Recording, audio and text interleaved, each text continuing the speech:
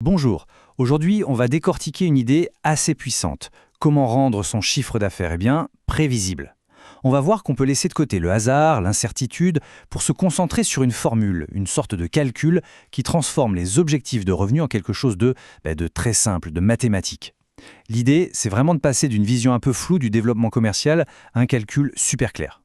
Alors souvent, le point de départ, la question qu'on se pose tous, c'est cette année, combien de clients est-ce que je veux?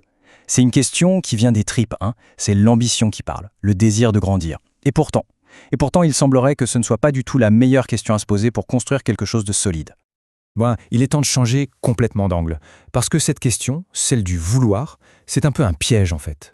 Il y a une manière bien plus efficace, bien plus puissante d'aborder la croissance de son chiffre d'affaires.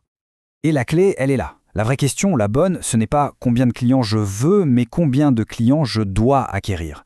La nuance, elle peut paraître petite, mais en réalité, elle est énorme. On passe d'un souhait, d'un vœu pieux, à une nécessité, un objectif mathématique qu'on doit atteindre. Et c'est ce petit changement de mot qui rend tout le reste bien prévisible. Maintenant, ce qui est fascinant, c'est que toute cette approche, toute cette méthode, elle repose sur un seul et unique truc, une constante universelle, un chiffre qui est le même pour tout le monde, sans la moindre exception. Et c'est ça qui va être la base de tous nos calculs. Ce nombre, c'est 168. 168. Ça n'a l'air de rien comme ça, mais en fait, c'est le pilier de toute cette formule de prévisibilité.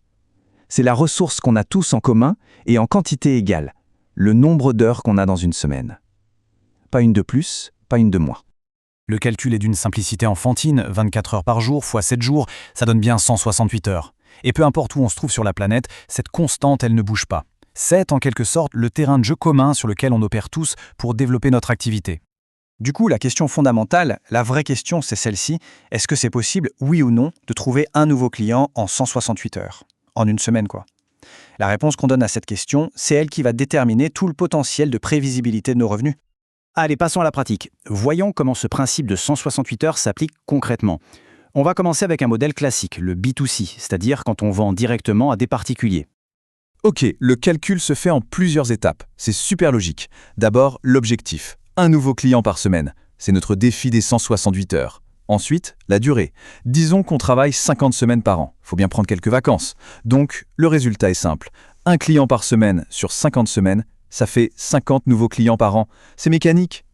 Et c'est là que ça devient vraiment intéressant. Une fois qu'on a ce chiffre 50 clients, il suffit de le multiplier par le prix de son offre pour savoir exactement quel sera le chiffre d'affaires annuel. Toute la complexité, toute l'incertitude, pouf, ça disparaît. Reste une équation toute simple.